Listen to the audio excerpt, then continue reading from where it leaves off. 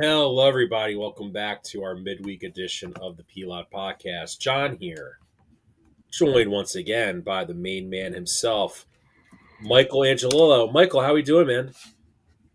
Um, how are we doing? That could be a Well, the rhetorical last time, the last one. time we sat down, we voiced all of our concerns with the team and whatnot. But this time around, we're not going to have to do that. So that's good. At least, Yeah, it was awful. there's just Philly sports right now is just really bad. Tyson Forster is one of my favorite players, not just on the Flyers, but probably in all of Philadelphia. Is going to be out for the next 2 to 3 months with an upper body injury, something to do with his shoulder slash Potentially tricep. arm, because his arm uh, was just dangling when he was getting off the ice. It looked really bad. Um, 2 to 3 months. I mean, that's no joke, man. That is I a saw someone joke. They're like, "Oh well, pretty much all of February there's going to be no NHL hockey because of the Olympics, so it's really like a 2 month injury." yeah. The hope, I guess, is that he's ready post Olympics. But regardless, that sucks. One of the few players that we do view in a positive light, and also as a legitimate contributing piece moving forward to if/when this franchise ever actually really starts moving in the right Kind of direction. neutral. Yeah, and unfortunately, him being down for 2 months with who knows what the injury is, we'll probably never find out because the NHL just allows teams to just not disclose what injuries are. Very strange, but it's always been this way, I guess. Yeah, if knowing what happened to John F. Kennedy was categorized by NHL an upper body Upper injury, body injury, yeah. which So sounds absurd, but that's it's unfortunate it's true. It's what it how is. stupid it is. But So yeah, regardless, the brief Flyers chatter before we really just get into football because whatever. Their record is good. They are winning games. Dan Vladar has been very, very nice and certainly been an upgrade at the goaltender position, something we haven't seen since like he who shall not be named, who's actually making his debut tonight with his new team. Um, Wishing all the worst, but he's been like such an upgrade for them with the goalie situation, and it's done a lot of the heavy lifting because we know the Flyers have had issues generating offense. We know they've had issues generating shots, even, but they are or were at least in the bottom 10, closer to the bottom 5 in total goals and all that sort of stuff. And they've just been winning really ugly. Like they're tied with a few other teams for like the second most uh, overtime and shootout wins. And obviously, all wins count, whatever. But usually, when it boils down to it, the teams that actually go far and win are the teams that have the most regulation wins. The teams that take care of business in you regulation. like the Colorado Avalanche. Yeah, absolutely dominating teams. When they go to overtime, they lose because they just dominate you usually otherwise. But yeah, so they're obviously not a true contender, even though their record is putting them up in a good spot as of now. Um, Eventually, I think it'll all come falling flat, but this is all just an overperformance, which you can really argue is hurting them more than it's helping them in terms of actually being a legitimate I threat. agree with that if they're not like making these grand plans to improve the team, and by that I mean like not make acquiring some of the big name players like you mentioned, like Mm-hmm. before I hit the go live button. Like in other words, like in 2018, the Phillies they were in neutral, but we all knew the following off season, Bryce Harper was a free agent, Manny Machado was a free agent. Yeah, there So was there was reason to believe that they were going to be involved. JT The Real Muto was franchise will frame. likely to JT Real Muto was most likely going to be traded by the Miami Marlins. Yeah, like there were signs that were pointing to, well, I you don't know, get if any there's of that from the Flyers right now. no, None. you get from the Flyers a lot of patience and like, oh, if the right opportunity presents itself, instead of like go force the issue, go make the play. The Phillies went and made the trade for Real Muto as a part of the bargaining chip to acquire Bryce Harper in free agency. Like that was all part of it. Um, and they sat on their hands at the draft and just made their picks and didn't trade anything. And like I think it's because these they are the got Porter they traded a Martel. second for Zegras. I can't ignore that. But again, that's a disgruntled player that there were questions on if he'd ever be able to figure it out. And it's like those are the swings you should be taking when you're in this spot. But there were also a lot of proven commodities that have been moved within the last I don't know, 18 months or so. And the Flyers just not really making a serious offer for any of them is unfortunate. Because they're just like, oh well, we'll wait till they hit free agency, and then all these guys don't hit free agency because they get traded and their new teams extend them. So is what it is. It's very frustrating. We definitely, yeah, you're in your like when you were in your youth and like your adolescence or whatever, you grew up watching some good Flyers hockey. I had a nice, very brief period of my early life of like actual Flyers contention, but we're very soon, to both being the bulk of our lives with a very embarrassing hockey team and hockey You know what franchise. they are? And it's a shame. You know It's a what they shame. It really basically is. are? They're the NHL equivalent to the Raiders. Yeah. Yeah, no, for sure. Dominance back in the day in the 70s and like really good in the 80s. Obviously they never got over the hump after their first two, but they were there. They were considered a storied franchise, historic franchise, one of the best in the league in the sport, very well respected. And the Flyer name has really been disgraced over the last 10 to last like 15 years or so. And that's the same. That blows, man. There's nothing, we would love to see more. Very exciting how fun playoff hockey is, and when your team's in it, and how that like adrenaline stress levels, but it's fun. It's similar to the playoff baseball environment we've been lucky enough to experience the last handful of years. And you just hope that one day somehow the Flyers flip that switch and get into that same mode. Yeah, Like because the big thing is going to be, they're in their Sixers era pre-Embiid, and it's like it's just a lot harder to build out a contender in hockey than it is in basketball because there's just less guys. There are less players to it's do. funny. My friend of the show, Zach, and I were talking, and he was like, "Oh my God, maybe we'll just bomb for McKenna." And I'm like, They're not close right now. Like, well, that whole thing is a fugazi. Like, I got to be honest. Like in the NBA, realistically, barring like special circumstances, like Nico Harrison demolishing the Mavericks, right? right. They magically get the first overall pick. We You got to take your coincidence, swings. You got to take your right? swing. Is my Right, point. And but I would say this though, like realistically, if they want to get back into the lottery and then have a potential to draft another franchise altering player, you know, I'm actually they should probably, if Ladar keeps playing well, then at the deadline he's going to be a hot commodity because there's going to be a contender that has a goalie who's injured or struggling, and they may think, oh crap, we should probably add another goalie just in well, this case. will be like we got to push our chips in. You know what I mean? And Exactly. Or like, I don't know, what if he who shall not be named just blows right. for the Golden Listen, Knights and they need a goalie? there's a lot of things that could turn up that they could do to better themselves. But we've talked about this before.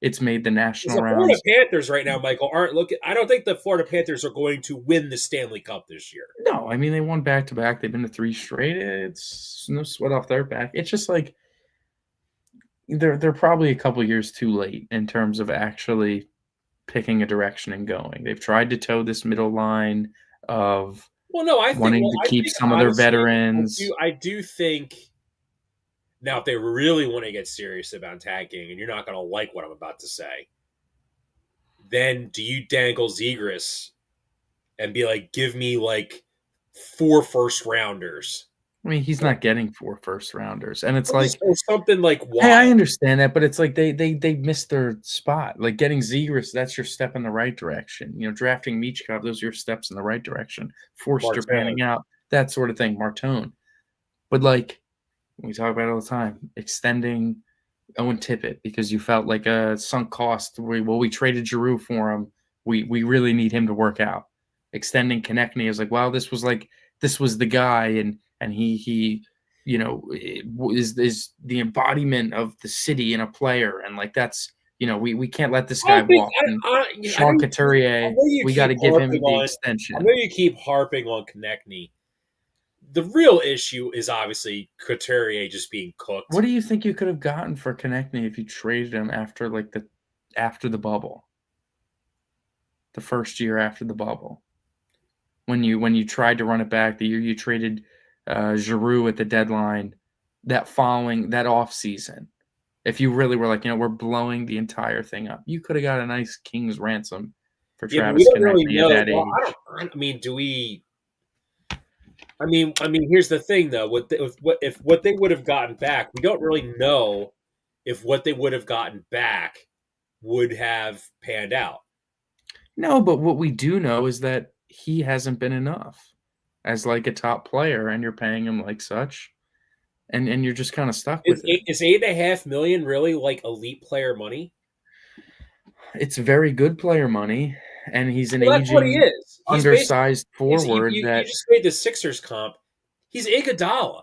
He's the Flyers version of Iguodala. And when did it really be evident that the Sixers were tearing everything down?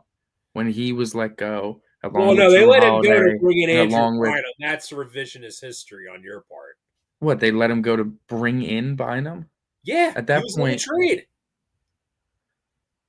what was it, a 3-team trade was a at the four-team time? trade. They sent This so the, revisionist the history. Lakers. So the Lakers sent Bynum to the Sixers. The Sixers sent Iggy to the Nuggets, Yeah, and then I forgot who the Lakers. 2012. That was after they lost to the Celtics, and they were like, Right, okay, let's push. right, We need a center, I guess. right. This trade was part of the Dwight Howard trade as well. Oh my god. What a bizarre. It's probably the craziest trade in terms of like moving pieces. I mean, the Sixers.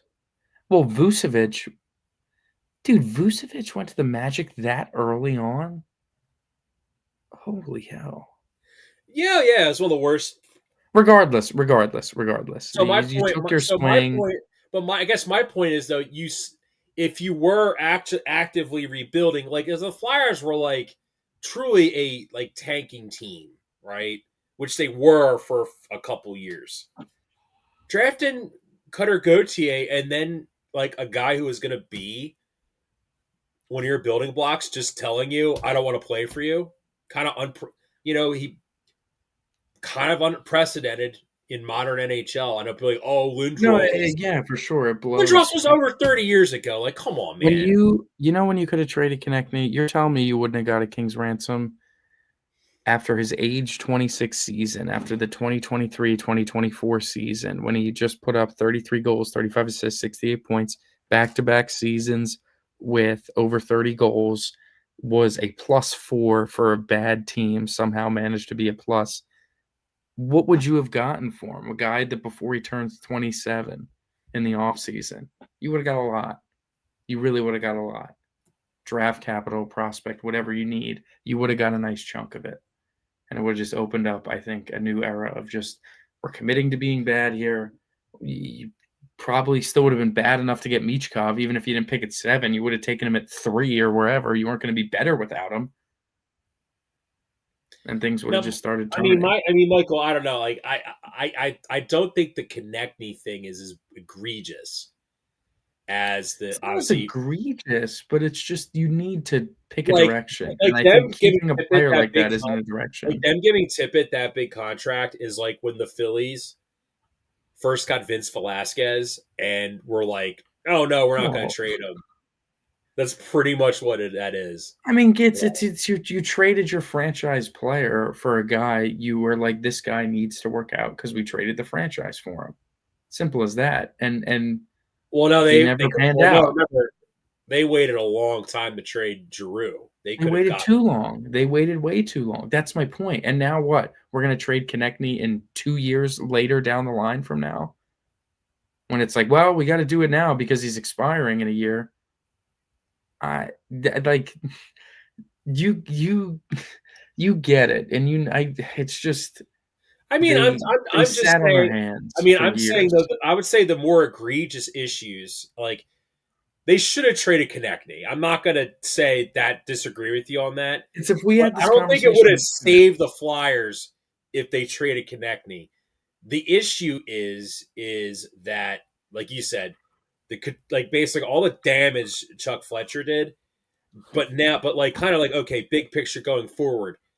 How much is Danny Briere hasn't blamed Chuck Fletcher at all because that would have just not would have flown at all. Yeah, yeah, You can't do that as an executive. Blame the previous guy. no, but it Like just if there's anybody that could have blamed a previous they've guy been here for for a screwing a while. team up, it could have been Howie to Chip Kelly because Chip Yeah, but Kelly shut in a closet. they've had enough time at this point to pick a Well, direction, and Danny's they're only just been the GM for 3 years now, though, right? okay. And when did I say they could have traded Konechny? 3 years ago, 2 years ago, really? Like it's just that could have been your first move as a GM, and everyone been like, "Whoa, whoa, making big moves So if here, they got a big first and a second for total." Konechny, would that be like a? Do you think that would have been it? He's 26. He's young, age We prime. also have to pay him too. Sure, but they Well, would have had two I'm sorry years with before they hockey would have had to trades, pay him. like for hockey trades, I feel like hockey is like you trade a big name player for another big name player. I mean,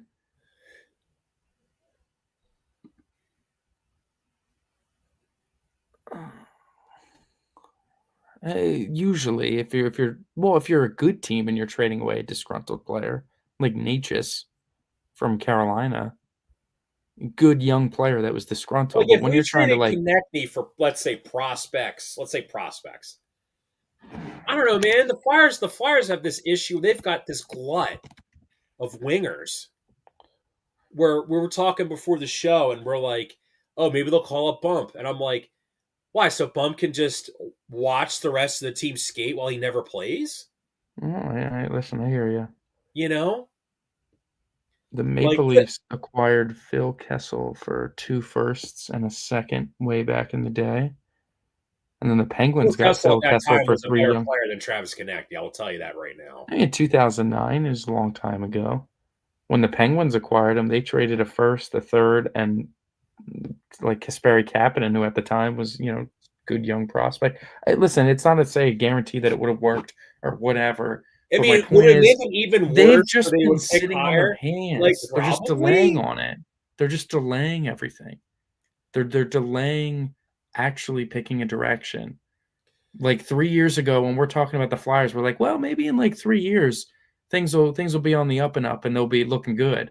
3 year I fast forward, here thought we they were are. in that mode when they traded Sean Walker at the deadline and got a first. I mean, that was just like the easy thing to do. It's Like like, okay, last here's an year, trading expiring veteran like I don't know, defenseman. trading Walton to get a first. Again, easy If they things would to if they would do. have traded Risto and got another first, then it's like, well, are we really blaming Danny for not trading guys and getting like assets back? Like he's No, getting but he's getting first round picks for basically like I don't want to say trash, but it's like you are getting good assets back. those aren't the hard moves though. Trading away your third line center who has like zero legitimate upside Yeah, to turn but into now there's something he's stuff like not. who the It's heck hard. It's hard to trade your good players that actually are good, and you have this emotional connection to them. It's hard to do that. And I'm Well, you're saying not it's trading easy. Cates, you're not trading Brink, you're not trading Michkov, You you're might not trade trading Brink. Forster. You got a lot of wingers, man. You got to open up some room somewhere. Maybe Brink does go and like as a part of a bigger deal to get a start. Whatever. It's just 3 years ago we said in 3 years. They've been in like serious cap hell. They've been 2 years away for like 8 years now. That's why we're frustrated because they're keep saying, well, in a couple years it'll be better. In a couple years it'll be better. It's never better. It's always like this. We're sick of it. It's awful. When are you going to actually commit to a side and truly own being bad? Yeah, it's not like dating like so dude, so back in the day, you mentioned like Flyers when I was young. You know what the move the Flyers made that really made them like one of the best teams in the 90s and like early 2000s? So they had Mark Recchi. You've heard of Mark Recchi, Of right? course. Mark Recchi. He played for the Flyers twice. Mm-hmm. The first time he played for the Flyers traded him to the Montreal Canadiens for two like young players that weren't playing a whole lot. John LeClaire and Eric Desjardins. Wow, they took a swing and traded away their star player. Shocker. And that was How like could you?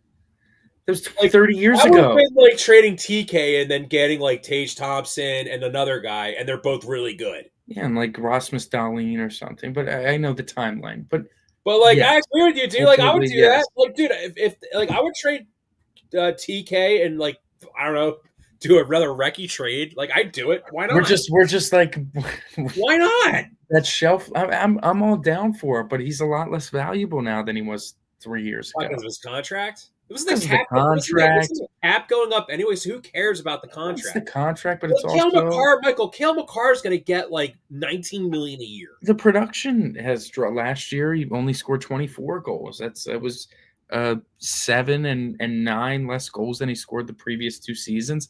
This year, he's only Well, you know, on pace for you had like the what? devil as the coach last year too. Well, and what do they have this year? Did they make a better coaching hire? I can't. You can't say. You can't say for certain. I hate these darn ads that play on ESPN. Sorry. Yeah. Anyway, But I mean, enough ranting about the Flyers. Well, we could do this for years at this point. Let's get into football. So we had a handful of games. oh, you don't want to. I was going to mention. I was going with my rant about how Philadelphia sports sucks. I want to talk about something that's not the football team. It's the baseball team about that Jeff Passan report. Okay. Do you really think the Mets are going to sign Kyle Schwarber? No. I think the Phillies are gonna kind of fold to whatever it needs to be the highest bidder. I think they recognize how important he is. I do think it's true that we need him more than he needs us. And I think that, they're gonna listen. We'll see. A lot of this could be smoke and mirrors, but if they're very much hell bent on switching up the culture and the vibe of that Mets team, I think Schwarber would be a perfect fit for them. I think he'd be a nice fit in Boston. There's a lot of good teams that would be a good fit. The Cubs are another team that makes a lot of sense. Obviously, the Reds, if they're ever serious about actually spending money, that's another team that make a lot of sense. It's competitive, and he's going to get years and AAV, and the Phillies are just going to kind of have to fork over whatever they have to do because Schwarber, it's 6 years. I think people would be a little happier about that than like Tucker at 10 years. And if you don't do either of those things and just kind of leave with what you have, then you're kind of I do closing think on that Tucker is window one on of the most yourself. overrated players in baseball. Who? What? I do think Kyle Tucker is one of the most overrated players in baseball. Sure. I think whether you think he's great, whether you think he's overrated, whatever you think of him, they're saying he's going to get a 9-10 year contract, and that's going to be a lot of years past the age of like 33. Wait, we're going to lock the players out, but hey, let's give Kyle Tucker 10 years. Listen, you see when they have a need, they kind of just do whatever they need to do. They did it with Trey Turner. They did it with um, both like Nola to an extent, and so we're just gonna have to see. They're making it seem like JT is gonna sign shortly. Full expectation is that he comes back here, but they also made it seem like the first big fish to fall is going to be Schwarber. So they're thinking the reports are that he's going to set the market for everybody else. So if that's true. He's not going to get a discount. That's for sure. Right. But yeah, let's pivot. Let's Yeah. let's pivot to things that are less frustrating. NFL Week 13 ended up being a pretty good one. We were poo-pooing on the slate. We ended up getting some pretty good games, even with the bad teams. They were entertaining games. We got perhaps the biggest upset of the season, and yeah, so let's. There's a couple games that are just so not worth spending much time. So let's start with that one. 49ers Browns in Cleveland, pretty much a whole massive nothing burger. Yeah, I'll say this though, man, is that remember we looked at the Niners schedule and we're like, they should win like 11 games just because this is the worst schedule, like the easiest schedule in the league. It just does feel the Niners every week play like legit, like the biggest, most slop in the NFL. I mean, to just put the NFC in perspective, the Chicago Bears are the current 1 seed at 9-3, and the current 7 seed San Francisco 49ers are 9-4. So there's a half game difference between the top team in the NFC and the final playoff team in the NFC at this current juncture. So if the league is in such a weird place where the contenders are the normal usual suspects are all kind of mid, they're all struggling. The only team that feels like the most complete and most real are like the Rams, but then they just go ahead and drop one to Carolina. And, it does feel like I texted you, we're going to get like a baseball type NFL playoffs where it's just like close your eyes, throw a dart, and guess whatever's going to happen. I think That's what we I feel may like is see going the to happen. greatest NFL playoffs we've seen in a very long time in terms of pure Greatest. unpredictability. Yeah. I was gonna say like greatest. Like when I think of greatest, it'll be like, oh, that's what a duel between Brady and Mahomes that was, or like Or like something. Brady and Stafford in the Yeah, playoff game. or Yeah. Manning, whatever. We're not even getting like Mahomes and Allen. What another We're masterpiece of a getting game. Bo Nix and Right, we're getting a lot of slop. Trevor Lawrence. We're getting quarterbacks that could all play like garbage, but still maybe win the game because of just the way that everything's going, because the other quarterback could be worse regardless. So this Browns 49ers game wasn't much of anything other than the Niners just banking home another win. Their banged up defense playing well, granted against, not a good offense. And nothing much else to say about it other than that. The Niners, they're 9-4, and it's like they're still kind of fighting for their lives out there in the NFC West and the playoffs. They're 9-4 in third place in their division. I It's guess for it's the not a fun Browns, place to I be. guess on the positive side for the Browns, well, I mean, Miles Garrett, I mean, He's minus 1,500 to win Defensive Player of the Year, so I that's had him fun as for him, I defensive player guess. of the year. I told You you. did, you I did, you did. did. And guess what? Bro should be MVP if, he didn't get hurt because you look at that brave, that we'll talk about, well, we already talked about the I mean, Bengals. he's gonna break the sack record probably. I would assume I so. would assume, barring health. But the next game we have up here. Speaking of trash, I mean, dude, I what don't know the what hell were game you we have next, but picking the the Titans, bro? yeah, no, we got way too cute there. I want to give a lot of credit, I think, to Liam Cohen, because you want to talk about coaching and like culture and resiliency. The Jacksonville Jaguars committed the biggest choke job of the season thus far when they blew that massive lead to the Houston Texans and Davis Mills and lost in a very embarrassing fashion. And it would have been very, very easy for the Jags to just kind of roll over and die. And granted, you look at the teams they played after the fact.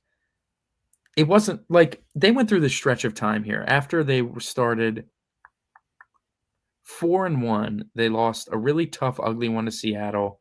They got hammered by the Rams out in London. They beat the Raiders by a point in overtime where the Raiders went for 2 in the win and didn't get it.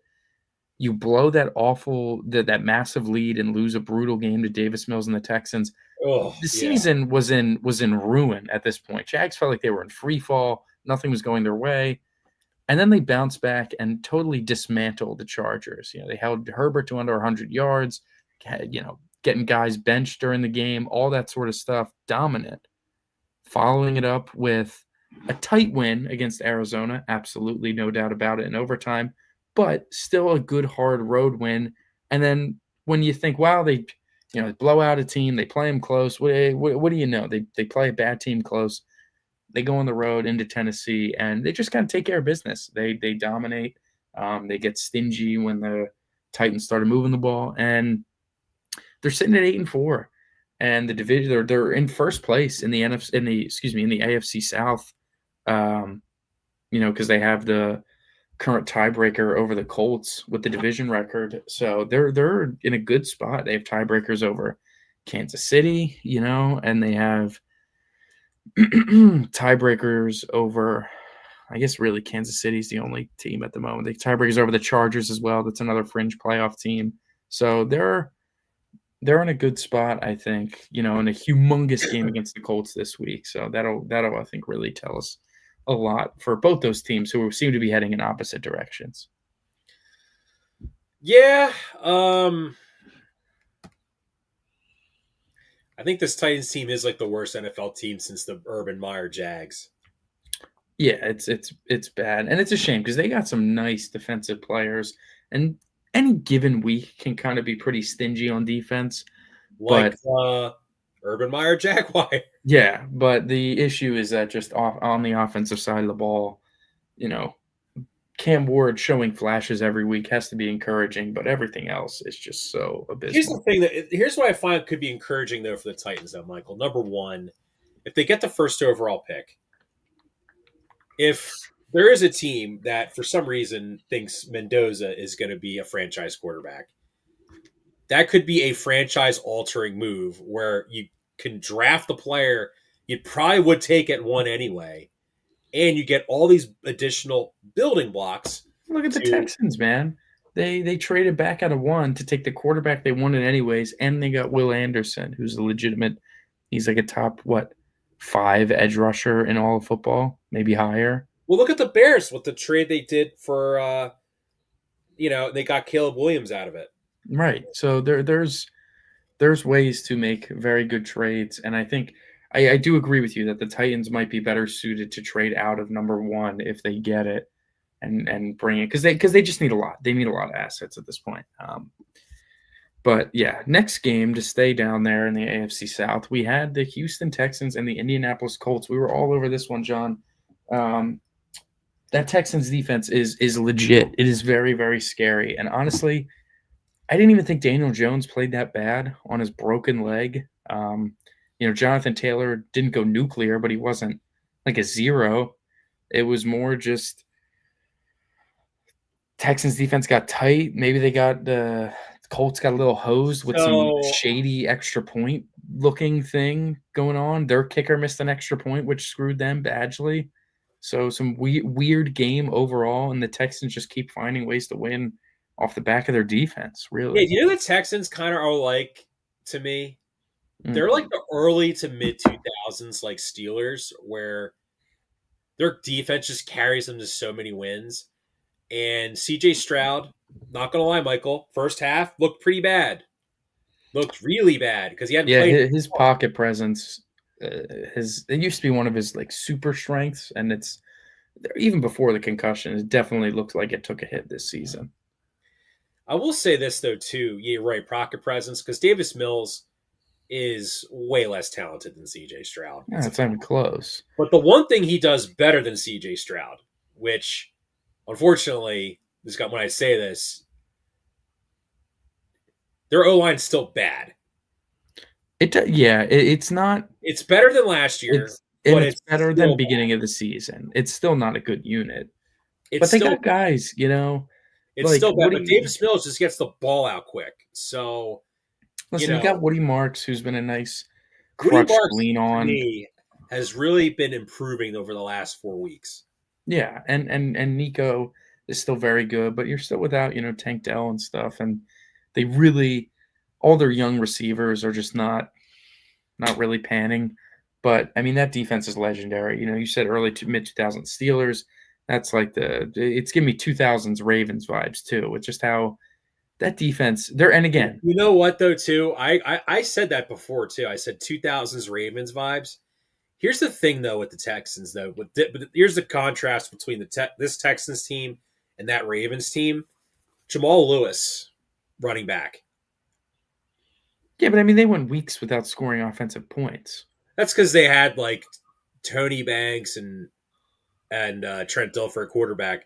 I'm just saying, CJ like Stroud is way better than both those guys. exactly. And I know that today's league is very different, but I mean, they keep shutting down, by EPA, the Colts offense was so ridiculously good and they're just shutting it down. They put Josh Allen in hell. And we talk about big Well, tests. I'm very Daniel excited. Jones, I think right now the big concern, obviously, in Indy is Daniel Jones and his fractured leg. He looked like, he was basically turned into a pocket passer. That's not his strong suit. Daniel Jones is very good when he's able to use his legs. You know, like another quarterback that we know that was coached by Shane Steichen, and mixing up the offense because now his legs are he's got a broken leg. I think it's going to really affect Jonathan Taylor's effectiveness because, and also too, Jonathan Taylor over the last couple of weeks, Michael, is kind of slowing down a little bit because he's been used so much.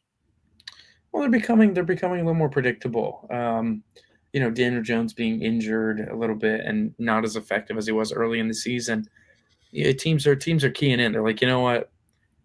Yes, we will make Daniel Jones beat us, especially if he's limited with his legs, and it's working out. The Colts are, I think, definitely at risk to miss the playoffs because they banked home a lot of wins against an easy schedule. Their schedule is brutal to finish out the season. They go ahead and play at Jags, at Seahawks, at home 49ers, home Jags, at Texans to finish the year. That sucks. That is brutal. That is a very difficult stretch. The Colts have You a play the teams on your heels twice and three the times. Colts I the mean, Colts have a very brutal history playing in Jacksonville. Is the game they play them twice. Like it doesn't. so they're gonna split those games, in my opinion. Yeah, yeah, and also, well, at least we never know. Um, but the Texans, their next The big ticket Colts are item. in Jacksonville. Yeah, their next big ticket item, the Texans, that is they play Kansas City Sunday Night Football. So another huge test for that defense. That if they can slow it, like they can effectively eliminate the This Chiefs is with going a to win. be a utterly desperate Chief team. And they can eliminate the Chiefs with a win, not mathematically, but spiritually. Like another loss to Kansas City I agree. would drown them I tremendously. agree. What would that be? Their seventh loss? Yeah, man, that's really tough to come back from. They got to win out if they lose to the Texans. Next game, an entertaining one, I guess. I guess it was pretty boring. I don't know. The Saints, I knew it, Dolphins. dude. I knew it when we were picking that game. I was like, am I really going to trust Tua Tagovailoa laying 5.5 points to anyone? I mean, they were there. The defense couldn't Yeah, couldn't they hold were up their there. end. Yeah, but we saw it. Like I think because by the way, when Michael and I text each other back and forth when we're watching like football, we'll just say guys' names to each other, Yeah, as and we I'm know like, I something. think I said, "Oh my God, Tua is so bad." It's just too. Yeah, yeah. No, it's Chuck has an awful turnover, and you're like, "Oh well, here comes the blowout." It's like the turnover that leads to like the floodgates opening up. yeah. Tua throws to Um, no one in the end zone, bad interception. And then he has like this, yeah. and then they're running this one play. So basically, like Chan was going to run for 200 yards, pretty much Right. that game, right? And then for some reason they were like, oh, let's just let's get Tua to throw some passes. You know, we gotta get Tua Yeah, involved. yeah. And yeah, so that was a whole nothing burger, really. Um, the next game is just another chapter of what a brutal Falcon season this has been. You know how Losing bad you gotta be when I'm like, I'm gonna hammer the Jets today. We're gonna hammer the Jets. Yeah, the Jets go ahead and defeat Atlanta at home. Um, just another tough one. When are Nick we gonna Foles. talk about washed up Kirk as one of the worst quarterbacks in football? I mean, We talk about nine. there's We not there's talk nothing to about talk about. Fields. He's a backup quarterback. Like there's nothing really to hold against him. He's just a backup at this point and barely serviceable at that. You know He what threw Kirk for Cousins a couple hundred basically is? yards. He's like a money laundering like scheme. You're paying him $40 million for nothing, and you're just Yeah, I mean the Falcons are just really stupid as a franchise. Lamar Jackson was right there, and you decided to give 40 million a year to Kirk Cousins to then not have him be your starter. Okay, make it make sense to me, man. I have not a clue. could you imagine Um, Lamar Jackson in Atlanta? they'd be. I imagine that running attack. I imagine how dynamic, how much even better Bijan would be, and Algier would be even more effective, and Drake London. Having a receiver with that wide of a catch radius with Lamar, how great that would be. With him scrambling, just put it anywhere in the area, he's going to catch it. It's great. Yeah, can only imagine. This next game, the Arizona Cardinals lost what ended up being a pretty Tampa tight Bay one stinks. to the Tampa Bay Buccaneers. Yeah, the Buccaneers, I mean, they were never good. Full stop. They started the year, 5-1, but that was always fraudulent. They were even 6-2 before they dropped three in a row to like actual good teams. Baker was playing out of his head and was getting bailed out. They were doing a lot without Bucky Irving, and they finally got him back, which definitely you could feel that it provided some sort of spark. But You're pissed because they screwed you over on that first anytime touchdown to Tristan Wirfs. yeah, I mean, whatever. But yeah, no, it was. They're just not a great unit, and like defensively, they're not all that good when they have like a defensive head coach, and you'd like that to be just in theory better, but he just throws blitzes at everything all the time, and that just doesn't always work. Jacoby Brissett just threw for 300 yards. Granted, didn't score a ton of points, but we're talking about a 3-win Cardinal team, and Tampa Bay is very, very much at risk here to blow the division. They have 2 games against the Panthers remaining. I know they play the Saints and Falcons the Panthers next. got way more juice. Panthers got a lot of juice. I think Bucky helped out a little bit with Tampa, but it's I think really. I think the well, do you want to talk about that next game then about Yeah, sure. Let's Panthers? let's talk about it. The Because Panthers. look, I mean, the Cardinals, Jonathan Gannon's probably dead coach walking. I don't know if they're gonna get rid of Kyler, man. Like, Uh, what, you're gonna roll Jacoby Brissett as your starting quarterback?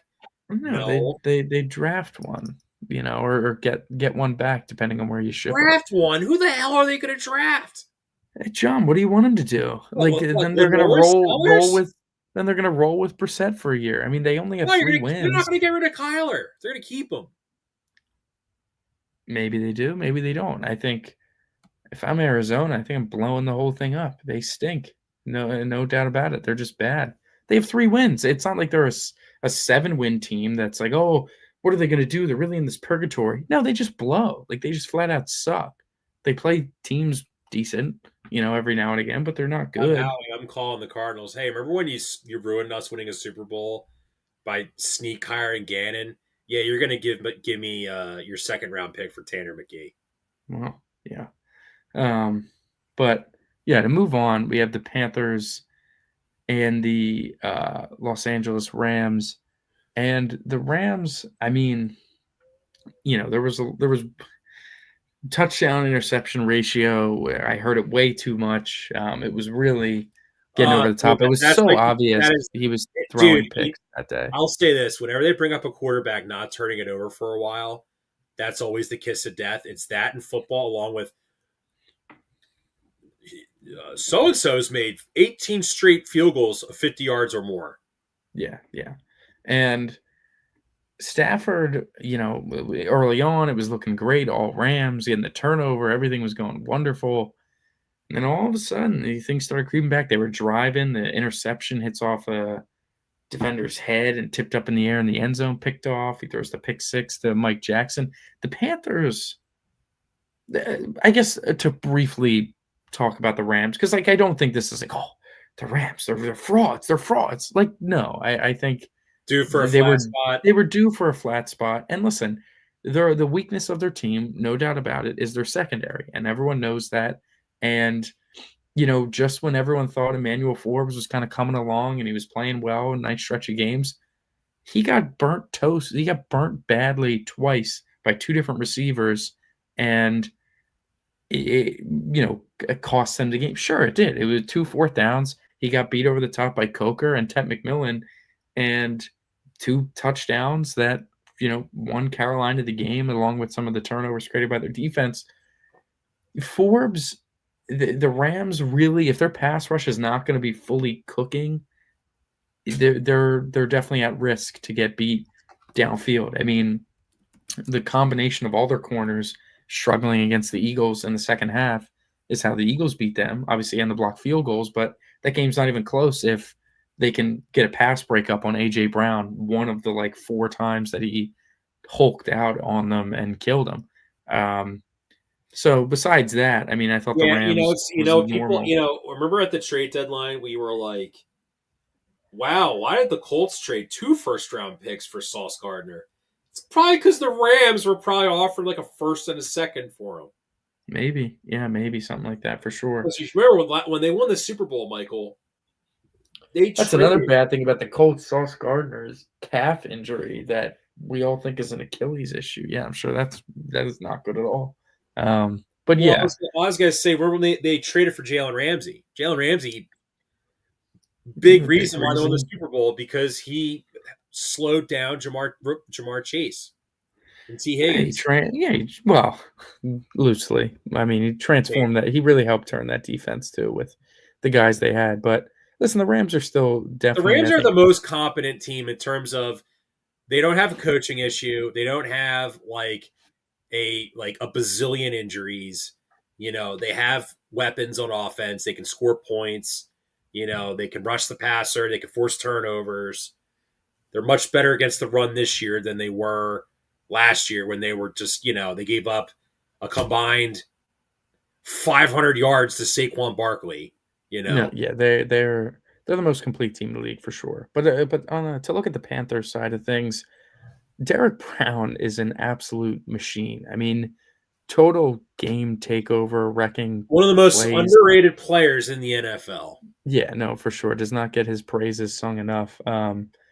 He really can wreck a lot of plays. And Mike He reminds me a Jackson, lot their of Fletcher corner, Cox.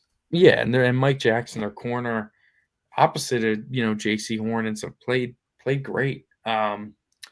Was they still gave up 28 points, so you can't it was a perfect game for the defense, but they created huge turnovers and getting the strip sack on Stafford and the pick six. It was just what they have done, their winning formula, which obviously is very difficult to replicate 4 games in a row in a playoff run or to even get to the playoffs. It's very hard to win this sort of way. But when you're devoid of talent and this is all you got to work with, and your quarterback has some nice highs, but he also has some pretty bad lows. If you can just kind of muddy up the game and live between the 20s and the game be slow it down, run the ball, control the clock, limit possessions, and then you just need to win those big swing EPA win probability crazy swing plays. Keep the game close. Maybe you look at it from a bird's eye, you're getting outplayed a little bit, but you know what? You get the pick six that totally transforms the game. You get the strip sack that clinches the game when the Rams are driving down, looking to tie or take the lead at the end. Do you know what You I get find an interesting interception about deep in this? the You know red what I find zone. very interesting about this Panthers team, Michael, Mm-hmm. is when you look at their team, they've combined aspects of previous Panther teams when they were good. Like now they have two good running backs. I remember when the Panthers had Jonathan Stewart and D'Angelo Williams. They had a very good 1-2 punch. Right. You look at And Ted Ted McMillan, McMillan, when they had big Steve wide Smith. receiver. The Panthers had a big wide receiver who was really good by the name of Mushin Muhammad. Um, I mean, and even his size, regardless, just having a top flight receiver, when well, they had Steve Smith, how great that was. who were their two best players? A D tackle and a corner. When they had those elite defenses with Sean McDermott, when he was their D coordinator, And they had Star Lotulelei and and Josh Norman Josh Norman. So and like they're Bradbury. No, definitely for trending sure. in the right direction. And look at Bryce Young. Bryce Young's better this year than he was last year. He's getting better every year. You know, Yeah, and he he's reminds me a lot of Drew Brees, smaller quarterback. He just, I don't know, Michael. Like I feel like he gets a bad rap sometimes. I like him. You know, the division. The division is going to come down to you know how they play in their division games. They finish first of all. They're on their bye. Nice time for the bye, I'd say. Um, at Saints, home Bucks, home Seahawks, at Bucks. So they're the Seahawks game is going to be a tough one. They might have to win out if they want to make it, win the division, whatever. But it's going to come. You got 3 division games left. It's really going to come down to those. If you can sweep it, you'll probably win the division. But it's going to be challenging. But if they're a team that you see in the playoffs, you're not going to be scared. It's going to be a team you want to see in the playoffs. However, if the game is close by like midway towards late in the third quarter and you've already turned it over, I'm shaking in my boots because although the scoring was different in the Packer game, very similar style of game. It was very ugly, very muddy, and the Packers couldn't finish in the red zone. They're turning the ball over in the red zone, and then the the Packers Panthers could have turned it over capitalized. even more. Right, and it's like the Rams were driving to score another touchdown when Stafford throws his first pick, and then they get the ball back and they throw a pick six, and it's just uncharacteristic from Stafford, I guess, this year to be throwing interceptions. If you get in a game against a team like Chicago or a team like Green Bay again, like the Panthers, I'm not saying they're going to go on a run, but I do think they could win a home playoff game against, say, like Sam Darnold. Would that be the most shocking thing in the world if they win at home against the Seahawks or if they win at home against Brock Purdy? I mean, if either one of those quarterbacks just decides to lay a massive egg, yeah, why No, not? and it's something I that those agree. guys could be prone to for sure. I So agree. Panthers on the upswing. I'm not like thinking they're anything special, but they're Panthers they're could be definitely a gritty Panthers bunch. next year. I'll make a prediction right now. The Panthers will be a sexy pick to win the Super Bowl next year Ooh, ooh, if they ooh. have a monster offseason. I mean, Yeah, like I mean, they'd have to have a if they go buck enormous wild in offseason. free agency. I think they'll be a popular pick to win the NFC South next year. I'll say that. Next game we had the Seahawks Vikings. It turns out we were slandering Nine to not even realize he wasn't playing, and for some possible No, he way, needs to be slandered, the quarterback was actually worse than Nine. Max bro. Brosmer Rosmer, listen, man, he's an undrafted rookie quarterback. is one of the worst games of football I've ever seen a quarterback play for Max Brosmer. So, dude, that pick six he threw, that was wow. Like that was like 2020 Wentz. Like Yeah, that was what Will Levis 2 years ago or last year. That was all the makings of like, man, this guy is horrendous. My lord, he is absolutely terrible. Yeah, he was not good. I mean, the Vikings had under 100 total yards as a team. Seahawks is defense it creating bad those when turnovers. like I forget which analyst said it, but they're saying I think he said that the GM for the Vikings is like basically like people are talking about Kevin O'Connell being the hot seat. He said the GM should be relieved of his duties immediately at the end of the season for how badly he botched their quarterback situation. Yeah, I mean, I would be pretty disgusted with the entire decision making of that. Um, I just think drafting JJ McCarthy was bad process in the first place.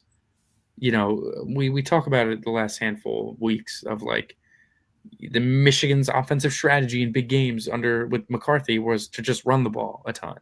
Not, it didn't trust them a ton, didn't put the ball in his hands a lot, just asked him to hand the ball off a ton. And that's not really who I want my college quarterback or my drafted first round pick quarterback to be. And I don't know if it was Kevin O'Connell getting a little hubris that like, oh, he could fix anybody because he's a guru or whatever. But I do think they flew a little too close to the sun. I think Darnold having a playoff stinker and like a stinker in the final game of the regular season was like the best way for the Vikings to cut ties with him, to just let him go, because it was like, oh, listen, he was great for us, but when we needed him most, he came up small, and that, we can't trust that. So I think what we're really happy to let him protects leave. Kevin That's why O'Connell. no one gave him crap for letting him leave. Could you imagine if he played well in a playoff game, but they just happened to lose and they let him walk in free agency? They would have caught a lot of crap, but they caught nothing in the offseason because everyone was just assuming that Kevin O'Connell could turn chicken shit into chicken salad and make JJ McCarthy something Yeah, competent. it's not how it works in the NFL. You have to have talent. Like, I'll throw a hypothetical out here for you. Daniel Jones is a free agent, right? If Daniel Jones signs with the Vikings, let's just hypothetical. I'm gonna throw that hypothetical out there. Do you think Kevin O'Connell could make Daniel Jones look like he did for the most part up until he got hurt this year? Sure, Potentially, sure. maybe. Is he a better option than nine? Yeah, I'd say that Okay, pretty confidently. okay. Like a team like the Vikings, did they take the swing on Kyler Murray? Are the Jags married with this new regime to Trevor Lawrence? I think there's some quarterbacks that could be moved with new coaches in those spots I that could don't love the see direction of that quarterback. honestly. We talked about it. We could see him. Who did we say was the next Goff Stafford trade? What was it? It was Lawrence swapping for, totally blanking, not remembering who we said. Baker? I don't know. Was it Baker? Could have been Baker. No, I don't think it was. Um. Oh, we didn't. I listened to this on Theo Ash's podcast. They proposed the new version of the Stafford Goff trade would be the Jags trading Trevor Lawrence and like picks to the Bengals for Joe Burrow, where Burrow is Stafford and Lawrence is Goff. Why? If the Jags don't love Lawrence Yeah, but why and would they the shop him, why would the Bengals want Trevor Lawrence what though? did I mean? What did Adam Schefter say? If Joe Burrow wants out, he's going to get out. If Oh, if he wants to get out, I'm sure he's going to have some say on where he's going to end up. And if Liam Cohen calls his agent, whatever, and it's like, listen, man, we could do something here. He might be all over it. I don't know. Regardless, just a hypothetical. yeah, but But he's like Mr. Ohio. That's the sad part, you know. well, the Bengals can do so much to And the, somebody. I mean, the Jaguars are also still kind of a clown organization. I would, All this has to say is we have barely talked about this game because of how awful and boring it was. But the yeah, it cost Seahawks, me my fantasy matchup, man. it, JSN. man, the So Seahawks defense, 30 points, man. They needed all 30. Anyways, the Seahawks managing to win games with their defense and not needing a lot from Darnold, it's a good formula to have. It's a dude, shame they dude, it all reminded me better. a lot of like early Legion of Boom vibes, where like Russell Wilson will just have a really bad game, but like they just completely physically dominated the opponent, I'm so he didn't have to super do anything. intrigued to see what the Seahawks look like in the playoffs because I think JSN is definitely good enough to like dominate. But if Darnold's going to be struggling, I do think the Seahawks Did defense you can did you turn it up see a that the level. Seahawks have basically like aggregated with Kenneth Walker and Zach Charbonnet, basically like Marshawn Lynch? Yeah, I mean, it is very interesting to look at. They run the ball a ton, and they're fine at it. They're nothing special at it. I bet they wish they were a little bit better at it because it would make their ceiling a lot higher. But it'll be interesting to watch them move forward. The next game we have, right, the Steelers losing at home to the Buffalo Bills in another nothing burger style of game. I mean, the Let Bills me in ask cold you this. weather Can I ground and pounded their way to a win. let me ask you this? Aaron Rodgers, shocker, was not very happy at the end of this game when he had his face caved in with Right. 3 broken bones in his wrist. He apparently decided to go on a tirade. He mentioned a certain player not showing up for meetings. So when he threw the interception, that, he basically called an audible for him to run a different route. He didn't run that Yeah. route. He ran the wrong route. And Ben Solak did a little breakdown that was pretty good of receivers missing a couple hand signals during the game. And it's like, I don't know, man. Maybe in the offseason would have been a good time to get all your receivers on the same page with your hand signals. Just a Oh, you thought. mean like not wait till like September 2nd to sign with the team? Yeah, and then be pissed off that your receivers don't know your hand signals well enough. I don't know, man. It's not Devonte Adams out there. It's DK Metcalf. It's not, you know, uh, Randall Cobb. it's not Mercedes Lewis or Jimmy Graham or Jermichael Finley anymore. It's Jonnu Smith, and he's like a fine player. Nothing wrong with those guys, but they're not. They haven't been playing with you for 10 years. It's guys that you have seen for less than like 8 months. 8 months, less than like what 4 months? What are we in December now? When did he decide he was going to Yeah, sign? Rodgers August, had so much continuity on the Packers when he was there of that course. as He had soon as his as soon as they decided to slightly change the continuity, happens to coincide when he wanted out. and that's when he brought in his guys when he went to the Jets. Oh, I need Alan Lazard with me and like that sort of stuff, and guys that know my. Regardless, he did it to himself. I The agree. Steelers are what they always are. The Bills, their identity is through running the ball. The receivers are just not good. Shakir is very inconsistent, and you're asking like what would be a great third wide receiver to be a total number one, and that's asking a lot. We texted about this a little bit. How every big contender, especially it's really very very obvious with the AFC contenders how they've let their issues that was like, oh, this is the biggest problem with the Bills, this is the biggest problem with the Chiefs, this is the biggest problem with the Ravens. They've let those like fester over the last like 3-4 years or so, and like all at the same time are all rearing their ugliest of heads. And the Bills' biggest issue has been their like aging defense and their wide receivers, especially post Stefan Diggs. And here we go. Every time Josh Allen's looking downfield, and especially without Dalton Kincaid there, it is amplified tenfold that no one can get open. No one's open. No one is getting separation. It is pulling teeth of having to rip something into a super tight window or just throw a bunch of screen passes. We wonder why the Chiefs and Bills throw so many damn screen passes. It's because the receivers can't get open. So they got to get them the ball in their hands immediately and then hopefully set something up. It's just it's I'll forever keep looking at Devonte Adams as like, dude, anybody could have had that guy. And I think if any of those three AFC teams got him, whichever one would have won the Super Bowl this year. And now two of them could potentially miss the playoffs. Yeah, Devonte Adams on the Bills. Oh my God, could you imagine? Even if they're not leading the AFC East because the Patriots are just, They'd be better. It'd be like it having would be like Diggs.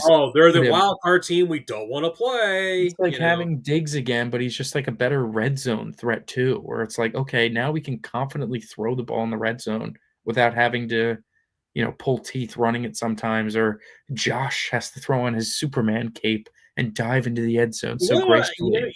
What's sad, like kind of sad about with Josh Allen though. Like to me, like I remember as a kid when old John Elway won the 2 Super Bowls. I asked our cousin, who's a Broncos fan, like kind of naively, I'm like, how come he didn't win any until now? And he basically was like, John, he had to basically do everything all himself for like 80% of his career.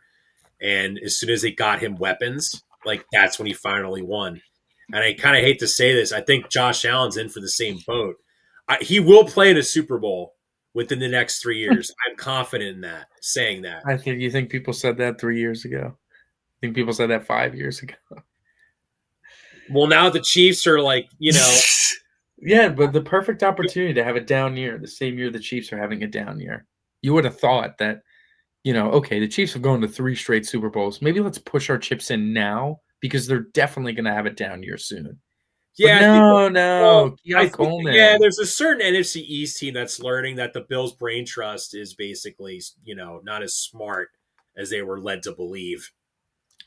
Oh, Keon Coleman. Don't worry. Amari Cooper. Oh, don't worry about it. What are we Okay, doing here?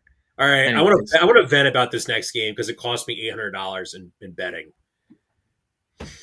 well, I don't know how you. Oh, 1 second.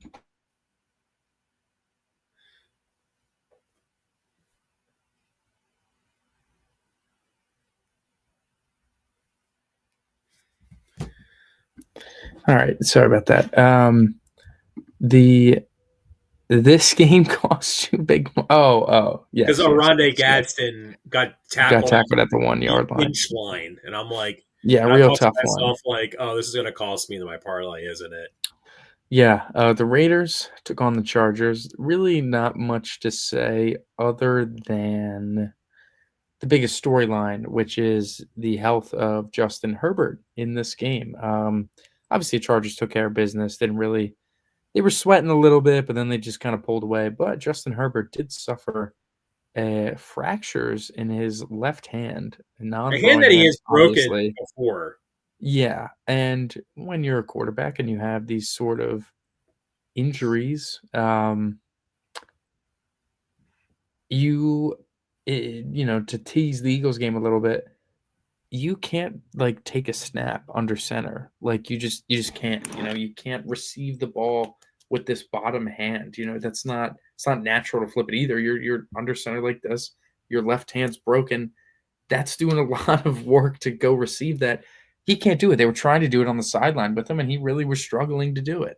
So he's not a guarantee to play. I'd be shocked if he doesn't play against the Eagles, but pretty much everything's going to have to be in shotgun. So that should, in theory, help a lot. His health is obviously very imperative to the team, and the offensive line being super banged up does feel like it's going to ultimately sink them. And him having a broken hand is part of that. Him getting hit a lot and sacked, and getting rid of the ball because there's pressure coming, all that sort of stuff. So the Chargers, it's a shame. They have a good record. They're sitting at they're sitting at 8-4. They're second in the division. They're in a playoff spot, but uh, it just O line is the decimated. O line's feeble. It's like it's not you that O line is not standing against the Houston Texans in a playoff game or the Denver Broncos in a playoff game. That's just not. It's not going to fly. It's barely going to fly against teams like the Bills who rush the passer really well.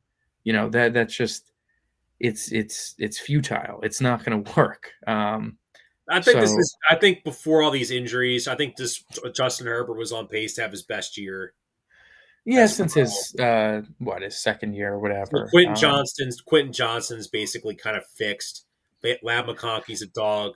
Keenan Allen is back, and Gadsden's been really nice. Oronde Gaston. By the way, the Eagles. I don't know how good Oronde Gaston's blocking is, Michael, but gosh darn it, why did we not draft a tight end in like the tight end draft? Yeah, yeah. Nothing much to say there, but yeah, it does feel like the Chargers, they could sneak in. I do think their offensive line's going Well, if they beat to the like. Eagles on next Monday, then they're looking Well, very then good. yeah, they'll probably make it, man. God forbid, but it's no guarantee We're that not they going to don't. talk about So that. yeah, So but the Chargers, they're just in an unfortunate spot, I'll say, where they can win games still, they can make the playoffs, but they're just not going anywhere with that offensive line. Sunday Night Football. Similar to Go on. the well, I know you want to gloat. Go on. there's not. Listen, I'm not. There's nothing to gloat. He's not a good.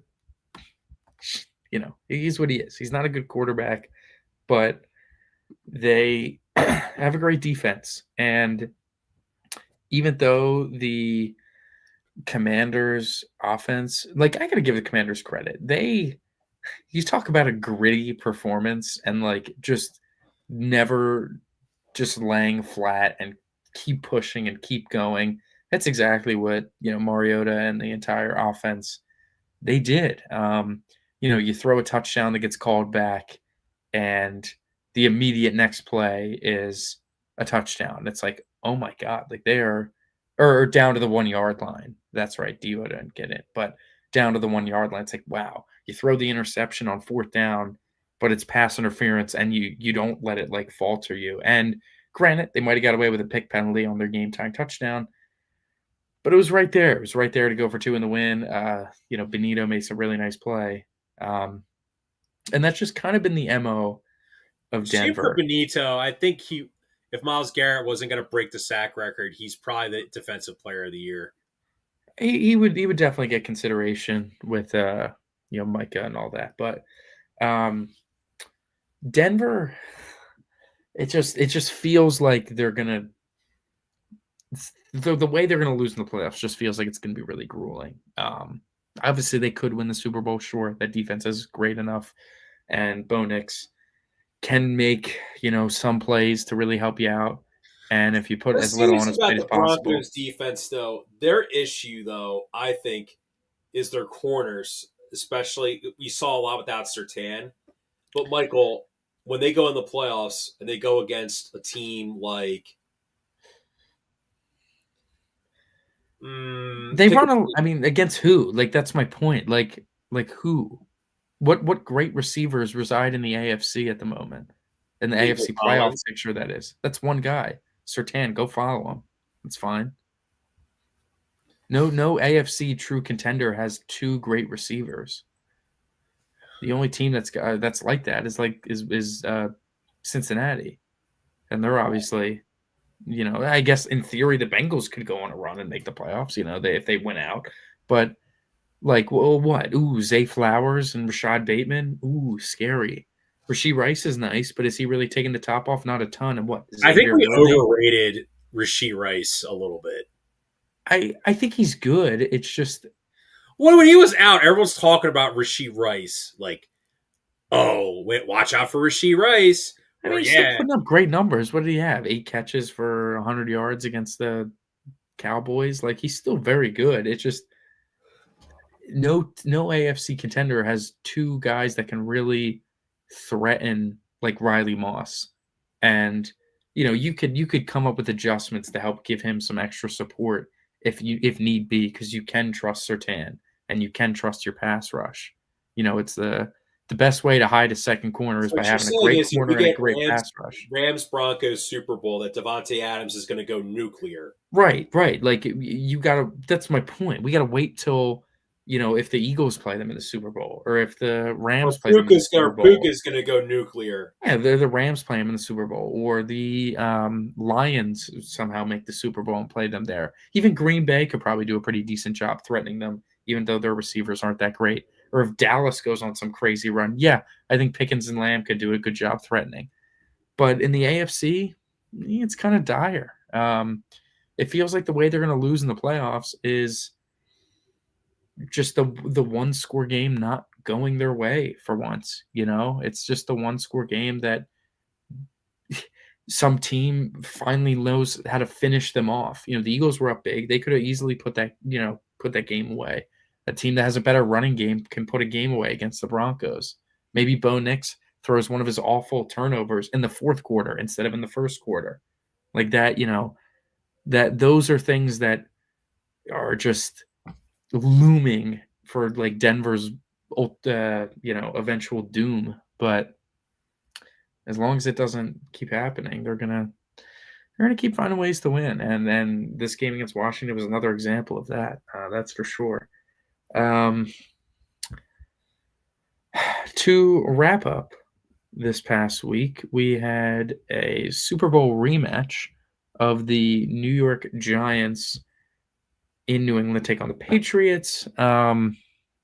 Jackson Dart made his return, made a couple nice plays, took a huge hit on the sideline because he's an idiot. Didn't get out of bounds. It just Man, that was one of the most. Whew, I it mean, was, it was an awesome hit. It was legal. It was very legal. Dart is better. I get a lot of credit, much better than I thought he was going to be, especially this soon in terms of pure like throwing of the football, arm talent, all that stuff. I'm impressed. I'm legitimately impressed. But his rocks for brains is going to be what does him in his career, along with his Dumb and Dumber buddy Cam Scattaboo, where they're just going to throw their head around like they're rhinos or something like that. And Jackson Dart said about 4 times, and you heard it over the broadcast and after the game and whatever, of, oh, this is football. This is just the way I play football. You're not going to be able he to said take that this away isn't from me. soccer. He said it in John Gruden's quarterback camp of like, listen, I know one way Dude, and Tom that's it. Gruden tweeted out, he's like, dude, get out of bounds. What are you Dude, John doing? Gruden of all people was in back in the summer was like, dude, you need to protect yourself. You lean and you watch it. You watch his games in college and stuff. He's lowering his throwing shoulder and his head to deliver a hit when he has the football. It's like, hey, idiot, if you want to actually be something in this league for more than a cup of coffee, protect yourself a little bit. You're clearly better than we all thought you were going to be. Stop shortening your career by running like a freaking moron, like a bull in a china shop out there. Well, that's an issue for the Giants, but I think their biggest issue now that like the coach is gone and their defensive coordinator is gone, Michael, it has to be Abdul Carter just being insanely immature. Yeah, I mean, I think that would bother me, Because I he was guess. the third overall pick in the draft. Yeah, he's supposed to be like the next Micah Parsons. And like, I do think he's still very talented. I think he's going to be a really nice player. But yeah, he's got to work out some maturity issues. And the best way to do that is to, fix a culture problem. And the Giants, obviously, for years now have had poor culture, ever since the infamous boat picture or whatever. They're like 47 and 100 or something ridiculous like that. And it's you don't see that a ton around the league. You see that every now and again, and it just feels like every team that you see something like this going down for, it's not a good team. You know, the great teams aren't having players skipping meetings and getting in trouble for it and getting all these benchings for a first quarter.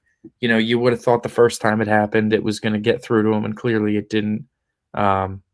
So yeah, I think you just need a He vibe did get shift a in sack there. against the Patriots. He's a good player. He's a great player, in fact, as a rookie. He's very effective. You got to get his head screwed on straight.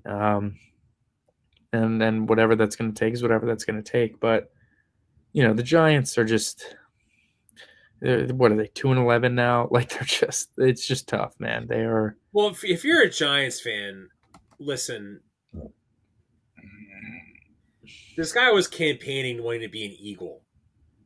He's an Eagles fan, and Yeah, the he was fact that very he's much come to New York celebrating the and Super Bowl. he wanted to wear Lawrence Taylor's number.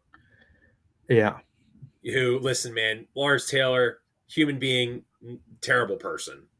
yeah, Lawrence Taylor, he's the horrible. football player, is the greatest defensive player of all time. Right, And he's the greatest Giant, which makes him the greatest Giant of all time. right. Michael, imagine if the Eagles drafted like a defensive end and he wants to wear Reggie White's number. You and I never watched Reggie White as an Eagle, but your dad did. Your dad would be like, dude, like, no way. Like, No, yeah, right. So, relax. um, yeah. So they have their issues, but as far as the Patriots go, their cake schedule is like, listen, they're doing what they have to do. They got to win their easy I schedule, have a and that's what I they're mean, doing. is this a hot take? I still think Stafford is the MVP. Um, Sure. Yeah, I don't necessarily disagree. But you I saw think today that now Drake May is the favorite. he's the betting favorite. It's not by a ton. Like, Stafford could very, you know, go on a run again and Drake take May that had a from good him. game. I thought he was going to have more of a game where it's like, wow, like Drake, like They're not playing good enough opponents to really have that sort of vibe game. I'm telling you, he's also not really they're having games like Daniel Jones did early in the year where they're just like scoring 49 points. I mean, in this game he you know, 24, 31, 282 passing yards and two touchdowns. Like it's a great stat line. Like it's nothing to Yeah. slouch at. They're just not playing good enough teams. He had the signature win opportunity in Buffalo and he pulled it off.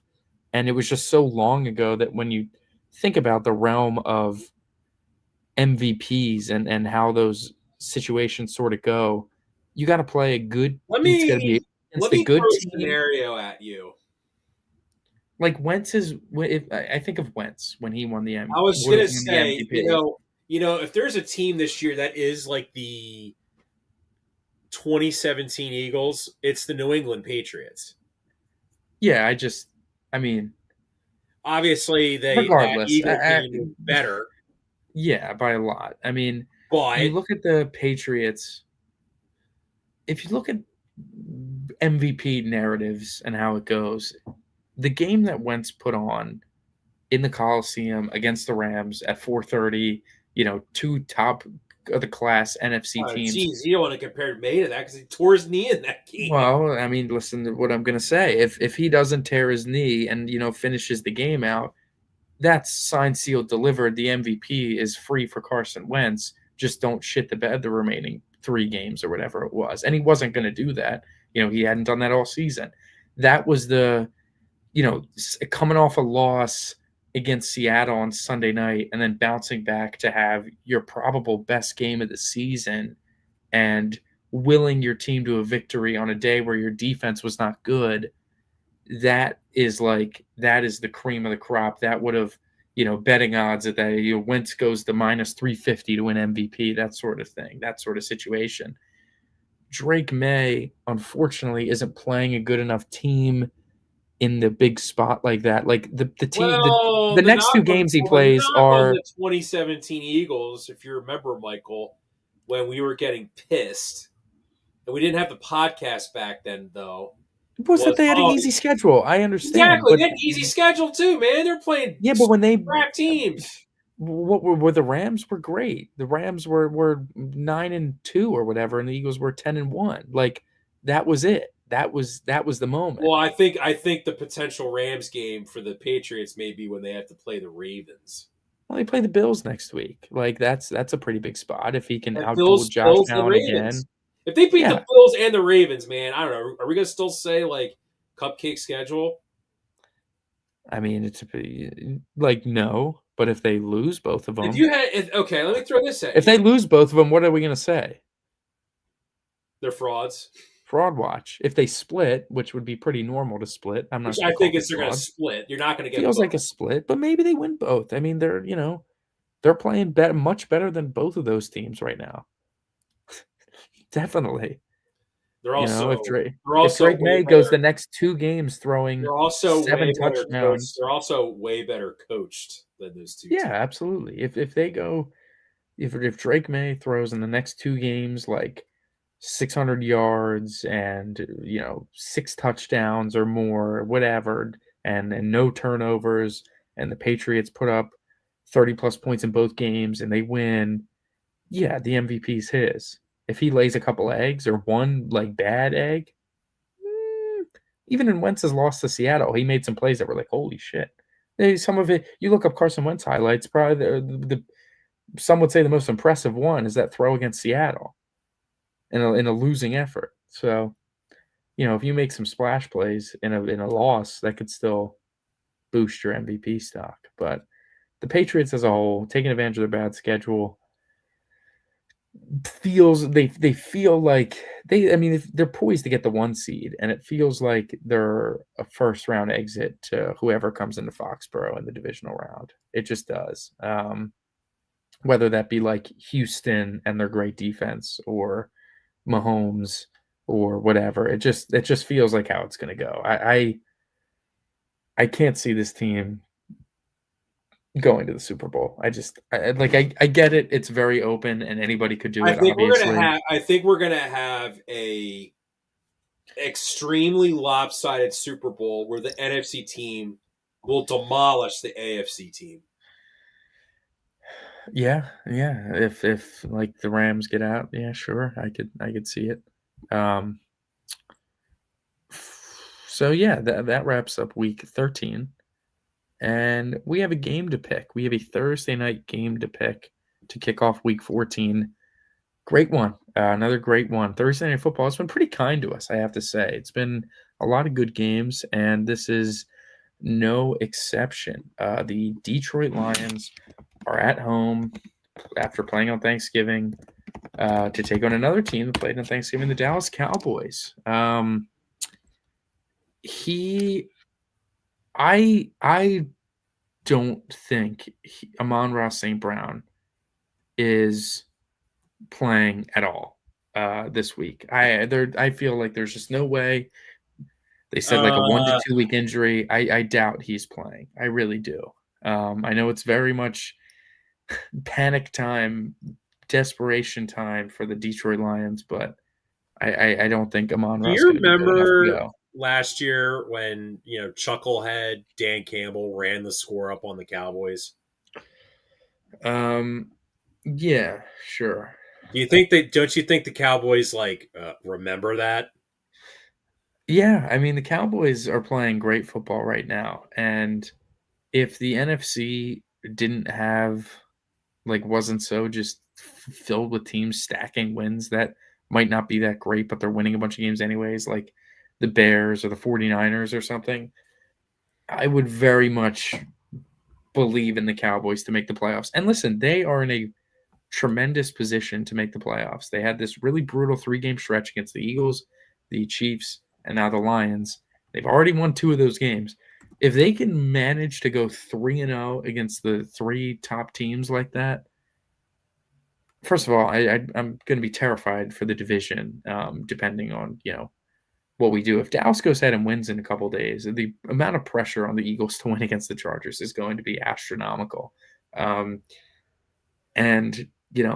it's going to be scary. It is going to be scary. The Cowboys' offense is clicking on a lot of cylinders, and their defense is definitely improving. The acquisitions that they made have certainly been very effective for them, and they're playing good ball. Dak seems to be in a mode where he might give you one if you can get pressure in his face, but if you struggle to get some of the pressure home, um, he's going to pick you apart like he's always been able to do. The offensive line of the Cowboys seems to be gelling. Defense is gelling. They're playing great football. They're a very scary team at the moment. I have a couple things about this game I want to bring up. The Cowboys just aren't as good on the road as they are at home. They're two. So the Cowboys have one. They have 2 road wins, Michael. Those are against. They were at the then winless Jets and the Raiders. Say what you want about Detroit. The Detroit is way better than both of those teams. So this is a very huge road test for the Cowboys.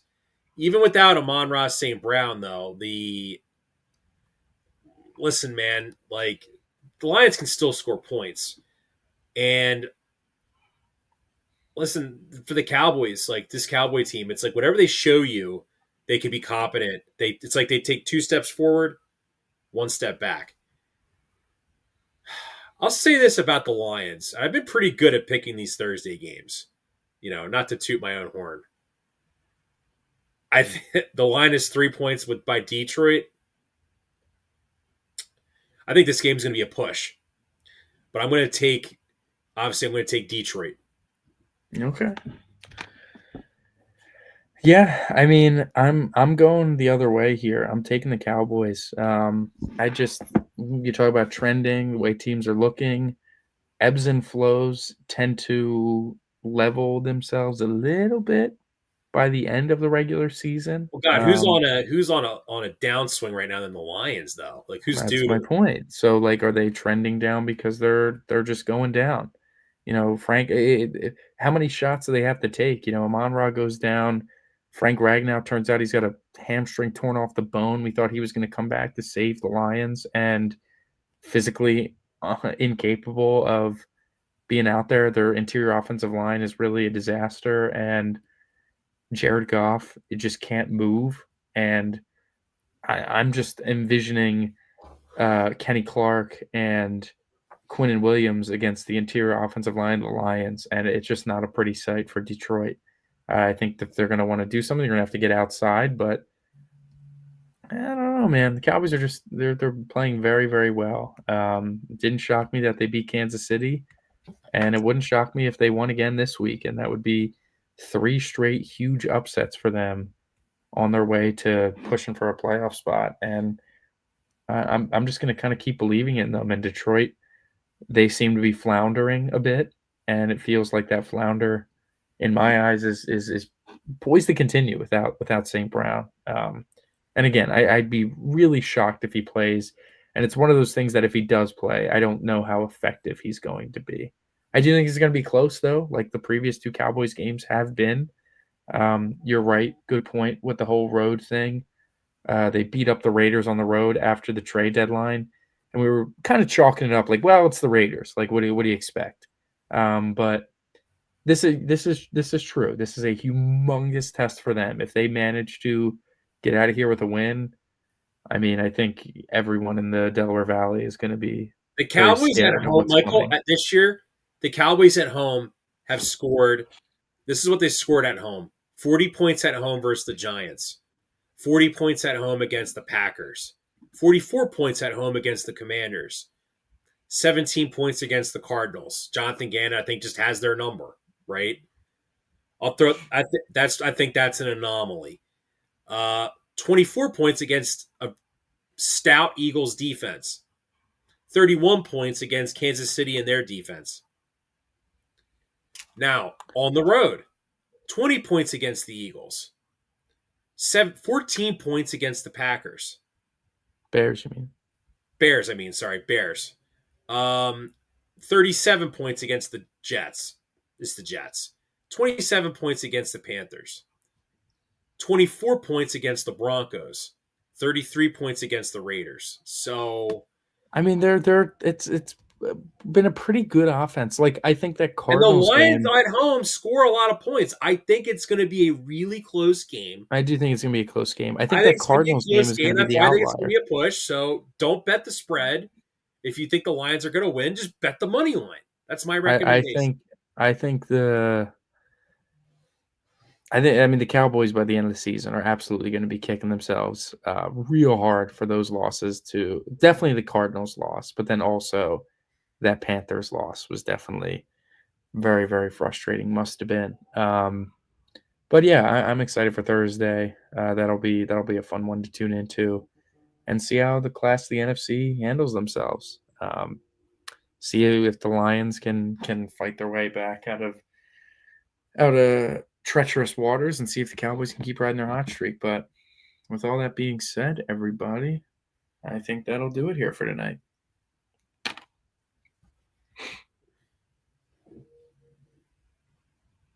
Yeah.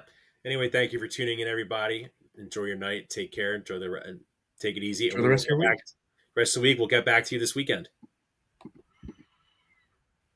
We are part of the Fired Up Sports Network of shows. Please check out other Fired Up Sports Network podcasts like the TheP-LotPod, Water Cooler Talk, Bell Smashers, Philly Sports Love and Pain, Drunk on Broad, Beer Battered Sports, and the Fired Up Sports Show, which are available on all major podcasting hosting sites and social media. Also, check out Mark Ramos' Roundup on firedupsports.com, which breaks down the happenings going on with all your favorite local teams.